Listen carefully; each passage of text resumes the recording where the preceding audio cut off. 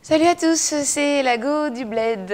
Alors aujourd'hui, je suis inspirée par un courrier que j'ai reçu de Seynabou qui a 33 ans, qui m'a écrit sur ma page, ma page Facebook, pardon, et qui me dit qu'elle vient de divorcer après 6 ans de mariage, qu'elle a 2 enfants et qu'elle a l'impression que c'est la fin du monde. Voilà, que ses parents ont divorcé, donc elle est enfant de divorcer. Et qu'elle est complètement dévastée, elle a l'impression d'avoir raté quelque chose, d'avoir raté même sa vie, d'être passée à côté. Elle est découragée, elle n'a plus confiance dans les hommes. Et voilà. Donc, qu'est-ce que j'en pense et est-ce que je peux lui donner 2 ou 3 conseils? Alors, Seynabou, d'abord, je voudrais te dire que pour moi, l'échec, c'est pas de divorcer. L'échec, c'est de rester dans un mariage qui ne t'épanouit plus. L'échec, c'est de rester dans un mariage où tu sais, quand tu te réveilles le matin, que ça ne va pas, que ça ne va pas changer et que tu auras beau faire, les choses resteront en l'état. L'échec, c'est de dire... si je divorce, après, qu'est-ce que les gens vont dire, ma famille, mon père, machin, etc. Pour moi, c'est ça l'échec. Pour moi, divorcer, aujourd'hui, au Sénégal, en 2015, avec tout ce qu'il y a comme pression sociale, c'est un acte courageux.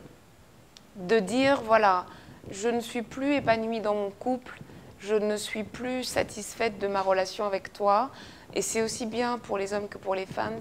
Je ne me sens plus à l'aise, je ne suis pas heureuse à tes côtés. C'est pas que tu ne me rends pas heureuse ou tu me rends pas heureux, parce que je pense que j'ai déjà dit dans plusieurs vidéos que pour moi, le bonheur, votre bonheur ne dépend pas de l'autre, hein, ça c'est important de le savoir.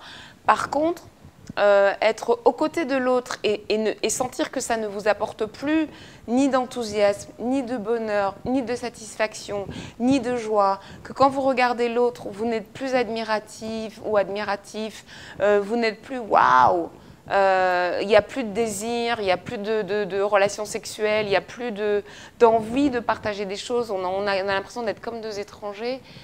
Je pense que rester dans ça, c'est vraiment renoncer à son bonheur personnel. Maintenant, effectivement, il y a des enfants, et quand il y a des enfants, c'est sûr que c'est pas facile. On utilise souvent, l'un ou l'autre, hein, utilise souvent les enfants comme une arme pour faire mal à l'autre. Et donc, quand il y a des enfants, c'est toujours souvent très, très, très déchirant. Donc, il y a 2 choses qui sont importantes. C'est important que pour les parents, il y ait cet acte de responsabilité, cet acte de parentalité avéré qui est de « je ne mélange pas tout ». Je ne m'entends plus avec votre maman, je ne m'entends plus avec votre papa. Papa et maman ont décidé de divorcer, mais papa et maman restent votre papa et votre maman, et papa et maman vont tout faire pour vous protéger, pour vous épargner. Moi, je suis enfant de divorcé, et ça n'a pas été forcément mon cas, et j'ai beaucoup souffert de beau-père ou de belle-mère, ou bref. Donc je sais que ce n'est pas très évident. Il y a souvent un mélange, c'est-à-dire qu'on divorce et on en veut à l'autre, et il y a des griefs, et il y a des choses qui ne sont pas résolues, et donc on se sert des enfants pour régler des problèmes et pour se venger. Maintenant, quand il n'y a pas d'enfants, c'est sûr que c'est un peu plus facile. Cela dit, divorcer, c'est pas la fin du monde. Ça fait mal. Personne ne se marie pour divorcer. Personne. Personne ne se marie pour que 6 mois, 1 an, 2 ans plus tard, on se dise mais voilà, je ne sais pas pourquoi je suis rentrée là-dedans, etc., etc. Mais voilà, quand on en arrive à ça, il faut comprendre que c'est une étape. Et je pense qu'il faut arriver à se servir de ces échecs-là, entre guillemets, de ce qu'on considère comme un échec, pour avancer et pour redémarrer quelque chose, pour prendre un nouveau chemin et dire voilà, je me sers de cette leçon-là pour surtout ne pas refaire les mêmes erreurs. Et peut-être qu'il faut aussi, je pense que c'est impératif, une remise en question, il faut une introspection. Donc pour toi, c'est important, je pense, de comprendre ce qui a causé cet échec-là, entre guillemets, qu'est-ce qui s'est passé. Est-ce que de ton côté et de l'autre côté, il y a eu des incompréhensions? Parce que de toute façon, pour moi, un divorce, il n'y a pas un seul responsable. On est deux dans une relation, on est deux impliqués, il y a forcément deux responsables. Maintenant, est-ce qu'il y a des choses que tu as vues au départ et tu t'es dit, ça va aller, je vais gérer, et au final, ben, tu te rends compte que non, tu ne peux pas gérer. Et puis en fait, non. D'accord? Ou est-ce que c'est toi-même, dans ton comportement, il y a des choses que tu as pu avoir à faire qui ont déplu, qui ont blessé, et voilà. Je pense que la remise en question, elle est importante. Si on veut sortir d'un divorce en laissant le moins de plumes possible, une fois que le sentiment d'échec est passé, il faut vraiment faire une introspection, il faut faire un travail sur soi, il faut essayer de comprendre ce qui s'est passé. Où est-ce que j'ai failli, où est-ce que j'ai commis des erreurs, où est-ce que j'ai manqué de maturité, manqué de discernement, où est-ce que j'ai été jalouse, où est-ce que j'ai été... voilà, tout ça, c'est important pour ne pas refaire les mêmes erreurs. Maintenant, la vie, elle est là pour tout le monde.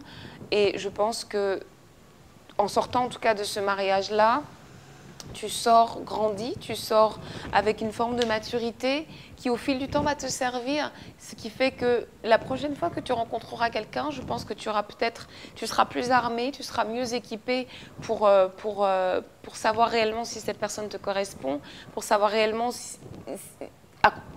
combien c'est important d'écouter ton cœur, parce que je pense qu'on n'écoute pas assez son cœur, on n'écoute pas assez son intuition, il y a toujours un truc qui te dit c'est douloureux.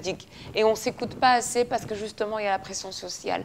Donc, tu as divorcé, ok, c'est fait, d'accord? Je pense qu'il faut faire en sorte que tes enfants ne souffrent pas de ce divorce. Donc, même si tu as encore des griefs à l'égard de ton ex-mari, il va falloir prendre sur toi, il va falloir faire preuve de maturité. Et puis, tu me dis, c'est la fin du monde. C'est pas la fin du monde, c'est un nouveau départ. Ta vie continue, tu es jeune, tu as toute la vie devant toi pour rencontrer quelqu'un d'autre. Et je pense qu'il faut aussi te donner le temps de laisser décanter tout ça, que tout ça s'apaise. Il ne faut pas te précipiter. Je pense que tu as besoin de prendre soin de toi, de t'occuper de toi, de retrouver confiance en toi, parce que tu me dis que au fil du temps, en plus, il y a eu infidélité, donc tu t'es senti un peu, voilà, tu as perdu ton estime pour toi, tu as perdu ton sentiment d'être une femme désirable et tout ça. Donc je pense qu'il faut que tu te laisses le temps de retrouver tout ça. Et Inch'Allah, ça ira. Voilà. Moi, j'ai divorcé personnellement 2 fois. Et aujourd'hui, je suis dans une 3e union qui m'épanouit. Et je pense que voilà, j'ai eu mes fautes, j'ai eu mes failles. Il a fallu que je me remette en question, il a fallu que je trie tout ça.